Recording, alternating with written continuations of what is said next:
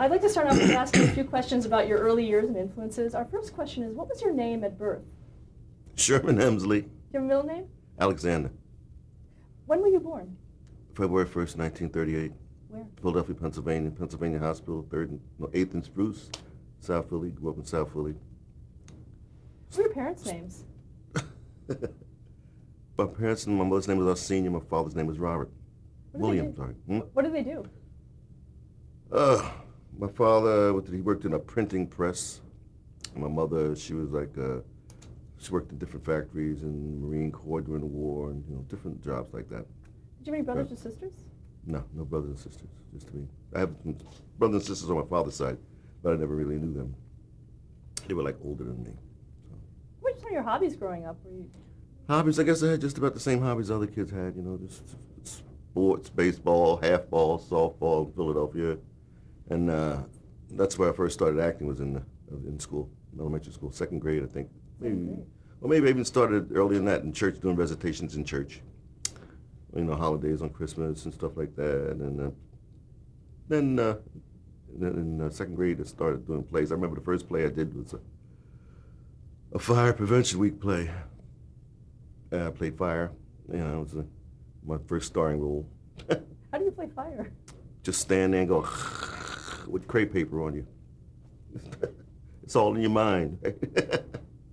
How did you become interested in acting at such a young age? That's how it just was, I didn't know. The teacher said, "Who wants to be in a play?" So I said, "Play? Okay." I just raised my hand. I always raised my hand for everything. So I like the idea of wearing the costumes and getting on stage and the lighting and the fantasy thing. It was beautiful. Did you go to movies? Well, at that age, I didn't go to movies. I didn't start going to the movies until I was about, 7 or 8 years old. Because I lived with my aunt. She was very strict about that. So I wasn't allowed to go to movies. How did your family feel about your interest in acting? At first they were kind of doubtful because naturally it's not a real job. And, it's hard to see a future in something like that from where I grew up. But, so I just didn't talk about it. I mean, it's in schools, it's elementary school. I mean, I just did it for the first 6 years of elementary school. But I didn't do it after that until years later. So by that time I was grown and I could make my own decisions anyway. I didn't continue until I went in the Air Force and came out. And I was about 22 at the time. And then I started pursuing it, studying around Philly, the Philadelphia Academy of Dramatic Arts. Took a few classes just to familiarize myself with what I was to get into. And then I remember one Sunday I was reading the Sunday paper and I came across this article that had an audition for a play called Once Upon a Mattress. It was at this little local church theater group. And so I went up there to audition for it, just to see if I could get a part. And I was lucky enough to land the part of understudying the wizard. And then it turned out that the guy that was supposed to play the part couldn't do it, so now I wound up doing the part. And then it was like a repertory theater company. And then the next thing that they did was a play called Pearly Victorious, which I got to audition for, and I got to understudy the role of Gitlow again, which, and the same thing happened. The guy who was supposed to do the part couldn't do it, so I had to do it. And it was well received in my character, and they loved the play in the church theater. And it just so happens that play would be the play that would lead to my success, which I had no idea about at the time. So I did another version of that in Philadelphia. And then I was working at the post office at the same time. I was doing plays and then working at midnight and taking classes back and forth in New York and stuff like that. I didn't get to that part yet, but so I did a lot of local theater around Philly, a lot of children's theater for years, about 6 or 7 years, and just constantly grinding it out, just getting familiar with all different types of characters and different approaches and whatever, different types of acting. Like children's theater is that's the ultimate, because you just go berserk, play caterpillars, mice, and what else I played? Caterpillars, mice, bandits, everything. I was always the villain type. And then I did that. Then finally, I was working at the post office at the time, like I said. So then I decided, 1967, I was about ready to go to New York. So then I put in for a transfer from the Philadelphia post office to the New York post office, and it took about a month. And we got this this three-way transfer. Somebody from LA wanted to come to Philly and New York. I don't forget how it worked. Anyway, I wound up in New York. which was great because then I became a part of the Negro Ensemble Company, which was founded by Robert Hooks and Douglas Turner Ward, and I was put in the advanced workshop, which was the sort of the understudies of the professional company. They had a professional company at the time, which was great actors. Moses Gunn, Rosalind Cash, Douglas Turner Ward, and Robert Hooks, all these people, they were like, and so when somebody was to drop out or something, they would pick someone from our class to replace them. You know, I never got a place because nobody ever dropped out. I never got a chance. But in the meantime, like when I was there, this production of Pearly Victorious came about, and I had done played the part in Philadelphia, so it gave me a chance to get to audition for that. You know, because when I went there, naturally they tell me I'm not type. You know, they had someone else in mind, a different type. So I begged them to let me read, and finally they let me read the part. And it just so happens that Gordon Hunt was the director, who was Helen Hunt's father. You know, and I didn't know this at the time, of course. And I did that part, and then it just so happens the reason I wanted to do it so bad is because I knew there was going to be a musical coming up called Pearly, a musical adaptation of Pearly Victorious. So the only way I would ever be able to even think of getting to audition was having done something in New York, because I was new from Philadelphia. I had a great resume, but it was from Philadelphia. It didn't have anything to do with New York. So that's the first thing they would say as soon as you go in for an interview or an audition. They'd say, well, what have you done here? I said, I haven't done here. I just got here. Well, when you do something in New York, then you come and see us. So it just so happens that the audition came about, and they let me read, and I got the part of Get Low and Pearly on Broadway. And then that's how that started. That was my first professional, you know, I came professional with the big bucks, you know, $400 a week. That was big to me at that time. But still, it was, you know, that was it. And then from there, things started happening. Like and then I was seen in that show by Norman Lear somewhere along the way. I think it was the first year. I remember the night he came. And then... Can you talk about that? About the night Norman Lear came? Yeah. Well, I remember it was a Saturday night, and I just knew people were talking about what the buzz was. This big producer's coming tonight from Hollywood, and he's going to be here. And you know, I mean, he's coming to see Melba Moore and Cleavon Little because they had just won the Tonys, and I was just sort of, you know, new and there and happy to be there. So I hadn't, you know, I didn't figure he'd even notice me. You know, I mean, I didn't figure he'd notice me, but he was coming to see them. So I wasn't as nervous as I guess I should have been had I known. So I just, you know, he just, after the show, they gave us all screen tests the next day. We all went down and had a little screen test or something, so they had footage. And so then they just said that they would keep us in mind. At that time, there was other company was going on, Applause.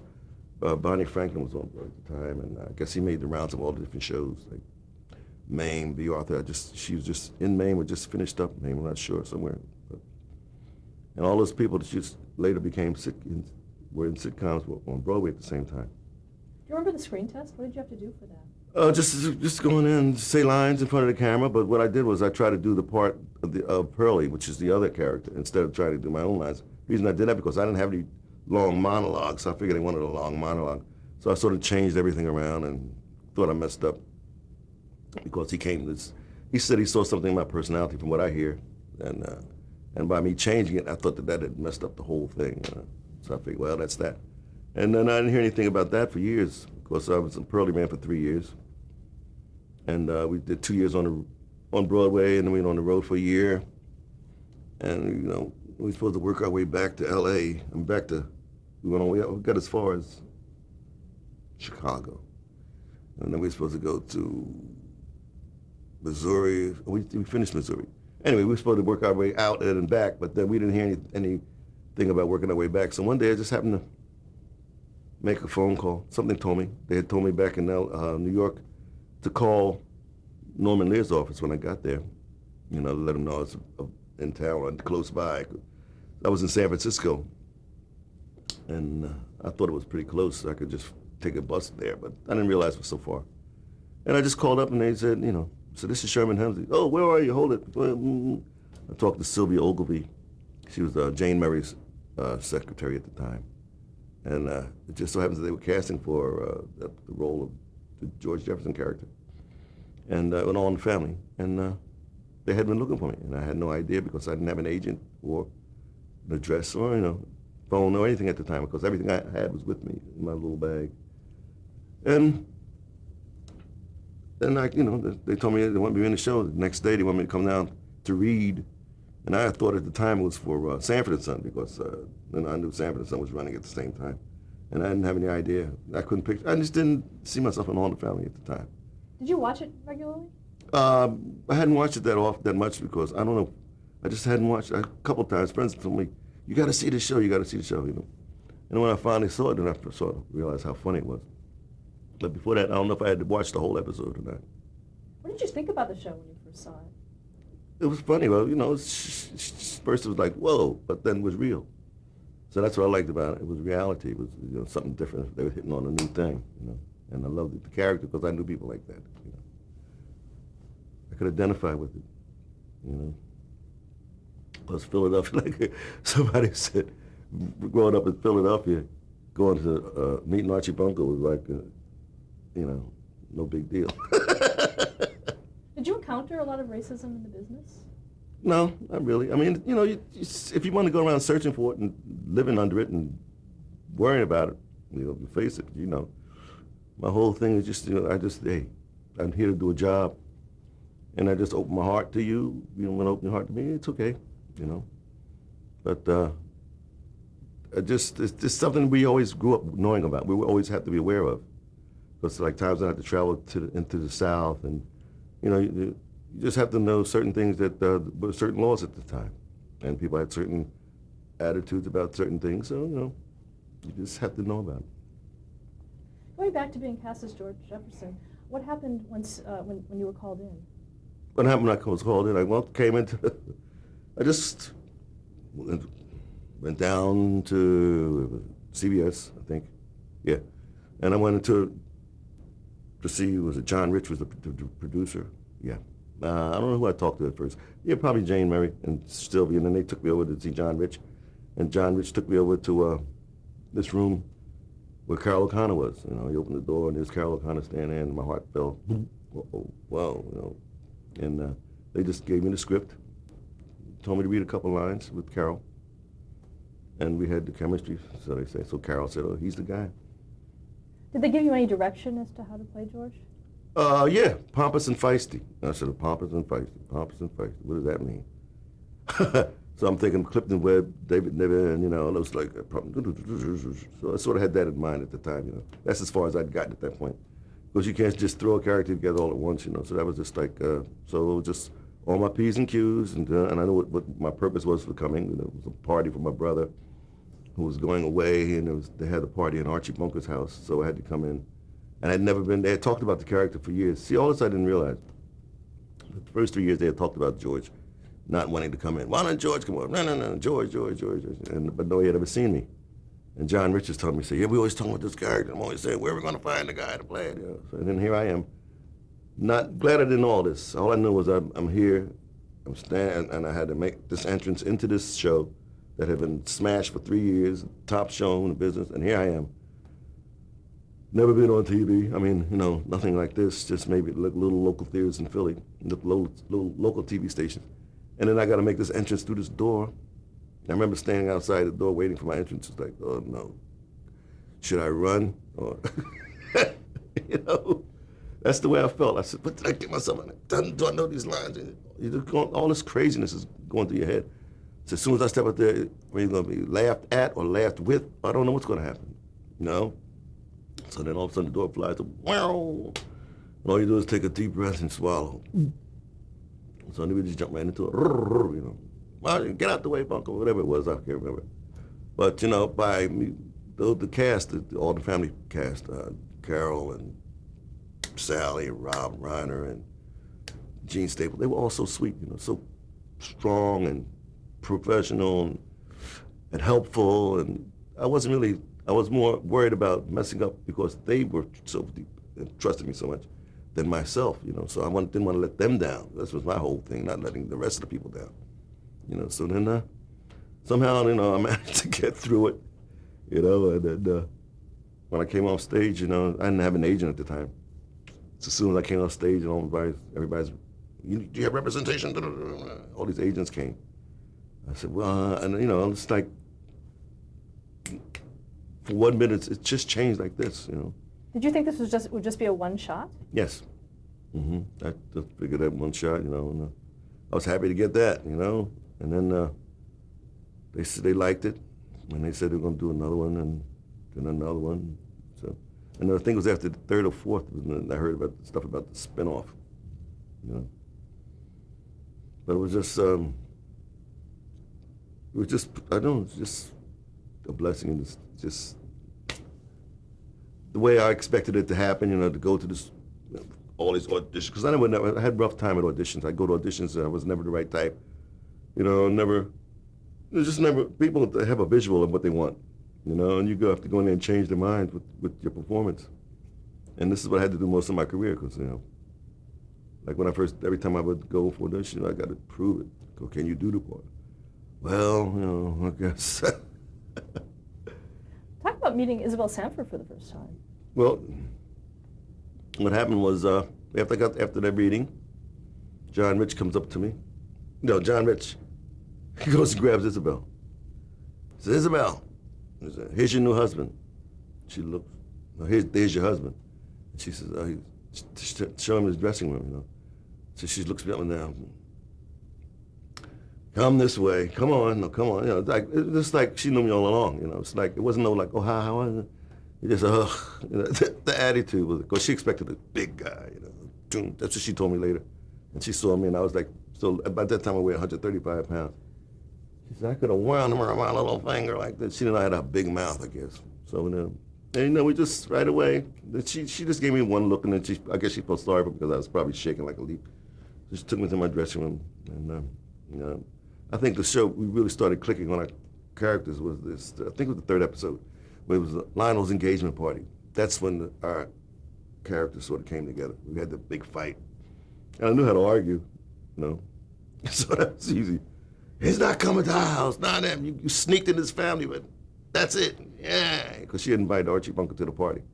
And that was the big fight. So then I got through that one. So then that's when John Rich felt comfortable with me. What was George's relationship to Archie? They didn't have a relationship. They hated each other. I mean, they didn't hate each other. Well, Archie was more open. He wanted to see. Of course, by George not wanting to come in the house, that made Archie want him to come. What do you mean he's not coming in my house? Get him in here, you know. And I'm saying, no, never. And so this is the whole thing, back and forth. So this was the big thing through the door. George, Jefferson, you're out there. I'm not coming in the house. It's the last thing I do, and he opens the door. Then I had to go in because my brother was in, you know. So this was the whole relationship. And then after that was just, I think, I was like, just foes who could be the most stuck on himself, I guess, or something like that, you know. I'm more important than you. That's the only way I can explain it. What about George's relationship with Edith? Oh, everybody loved Edith. Edith was just like, I think George thought about Edith the same way Archie did, sort of. She just says, well, you know, but I don't know. It was never really anything set up between them. And the whole family was cool except Archie, as far as George was concerned. That's why I say you sneaked in the rest of his family, that's it, you know. You could deal with the rest of the family. Because, I guess because George knew that Archie, how he felt about different people, different types of folks. And so he said, well, if he can be that way, I can be that way. That's most, I think it was like, as opposed to just being straight out prejudice, you know, just like, oh, well, I can be racist too, I can be hateful, I can do that. Whatever you can do, I can do better, I guess, sort of thing. Can you talk a little bit about the development of the character of George Jefferson, how you developed him? Well, it just started out, like I said, with the pompous, feisty, and then it all came about with the writing. Like they give me an argument, then when you're home, you could be more yourself, you know, than you are when you come out in public for the first time, you show your face. So when I could get down, what do you mean I could be more street? And I started throwing that into it. Before it was like just like my brother, da-ding. So I didn't have really, just the words helped a lot. You know, what I'm saying helped a lot. And then all this, and then by yelling, it's just, things started happening. And experiences, friends that I grew up with in South Philly, walking the way we walk in South Philly when you think you're bad, or you gotta be important. It's like, what? You know, it's who you? So all this came about somewhere. I know the walk happened when we were just doing the scene where we kept going in the house, into the hotel, not the apartment building. And we just kept doing it. We was walking, I was walking normal for a long time. And then all of a sudden we had done about 7 or 8 takes in and out, in and out. And we said, oh, how many times we got to do this? So then we start clowning around, you know. And I'm walking, Isabel, yeah, we working. She said, yes, honey, we work. You know, steady work. We were so happy. And so that's the one they kept with this walking like this and it struck. You know, and this is a joke, you know. But that's the way I felt because we were working, happy, an actor who, you know, it's just amazing. And this is like a spin-off. It's just unheard of. So that's what was on my mind at that point. And then the next thing I know, everybody's talking about the walk. I said, what walk? And I'm looking at it, I said, me too, I really did that on TV. And I'm sure my friends back home will laugh because we used to practice these walks in Philadelphia when I was growing up. Because you have to go through different neighborhoods, so you got to like your attitude, you know. What you looking at? Yeah, it's me. Mm-hmm. So the whole thing is that. So this fit right into the character. Okay, so that was done. So that was started in the opening sequence of yes. the title sequence. Did you hear the song before, the theme song? Yeah. No, I didn't hear it before. I forgot. I heard it. When did I hear it? They played it for us one day. I remember. And I said, oh, nice song. You know, I really didn't know anything. I was too new to do anything, have any opinions. You know, I was just there, keep my mouth shut, do my job, and I figured I'd be okay. Did you work with Norman Lear? Norman, he used to come in to all, you know, every reading. The readings we read on Wednesdays because we used to tape on Tuesdays. He'd come in for the readings and, you know, put the final touches. You know, we'd do a run through for him, and he'd give us, you know, just you know, critique us and make changes and put in funny stuff. He used to come to he used to go to all the shows at their readings and at their tapings and stuff like that, and, you know, juice them up. It was a blessing when he came because then we know when he came and things that we might have been complaining about, we were afraid to say anything about, and he'd come in and find it possibly and say, yeah, change this. So it was great. Now, moving from All in the Family to the Jeffersons, did your character change at all? Yes, it did. It's got more, like I said, got more like that. You know, it just, I don't know when it happened, but gradually, you know. And then the first 5 years, I would hardly ever smile, you know. And then one day I just went to say, I gotta stop being so grumpy. You know, people are not gonna like me if I'm always mean. I don't know, it must have worked or something, but they started giving me a little, you know, more relaxing type smiling, or just more of a prankster, you know. I don't know when it all happened. To be honest with you, it's just developed. That's just the way it developed. My relationship with the Willises and so slamming the door in faces, you know, all that was really hard for me because it's just rude and I just don't like to be that way. But it was the character. I had to do it. I had to be true to the character. If I was to hold back something, then it just wouldn't work. So I go, But by me loving Louise, and just by Archie loving Edith, you can get away with being goofy and stupid because people say, well, at least you love something. At least you have that human feeling, human thing happening inside, you know, which is about love, which we all come from. And if you show that, then okay, you know, we know he's not completely a fool, you know. And we showed a lot of love and concern and compassion different times, and maybe a few serious bits, you know, every once in a while, which was hard for us because we're so used to doing the crazy stuff, you know, and we have to be real serious, like, you know, trying to look at each other seriously, and never hardly like Frank and Culver and Marlowe, you know, we used to just crack up a lot when we were supposed to be serious, only in rehearsal stuff. Not that we weren't professional minded, but it was just we were a bunch of nuts is what it was. Paul Benedict. I think Paul was the big instigator. He used to, because he could keep a straight face longer than anybody else, you know. So he used to always do things, and nobody would. He never got caught, you know. How did the bit come about where he was walking on your back and George's back? No, I was walking on his back. Oh, that's right. It was him. He had something that was back used to always fall out, go out or something. He's, oh, my back. And by me being small at the time, that was his, somebody threw it in there. One of the writers, one of them, an R.W., Nicholas Ross of West, one of them, I don't know who came up with the idea, and I just started walking the back.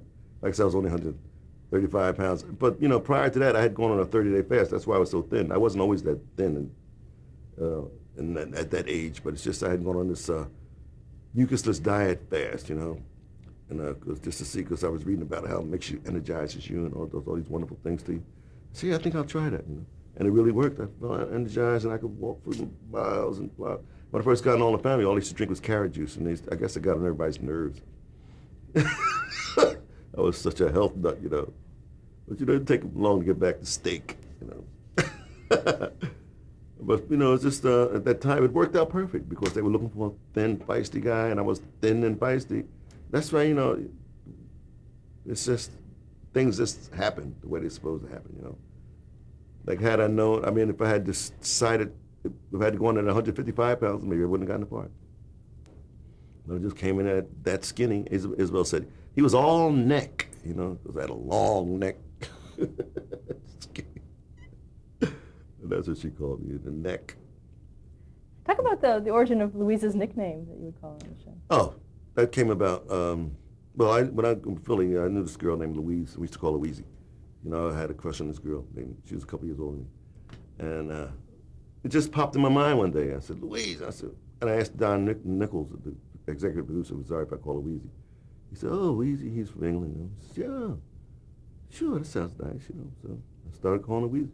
Worked, and then it caught on. And Isabel liked it, I didn't know if she would like it or not. She didn't care. Louisie. All right. And then I was the only one to call her Louisie. Yeah. What was your working relationship like with Isabel Sanford? Great. She was just, Isabel, we called her the Queen. She was the Queen bee. We come and be bow. Your Majesty, you may rise. It was just fun, She was like the big mother queen. And it was just fun.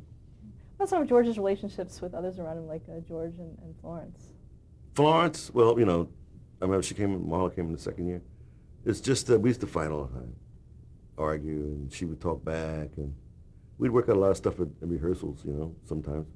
Sometimes things would happen, and we'd put them in. Sometimes things we thought were funny weren't funny, and they wouldn't get in. But we just had great relationships with everybody, Let's stop. Ned Whittemore. Let's stop and change the tape.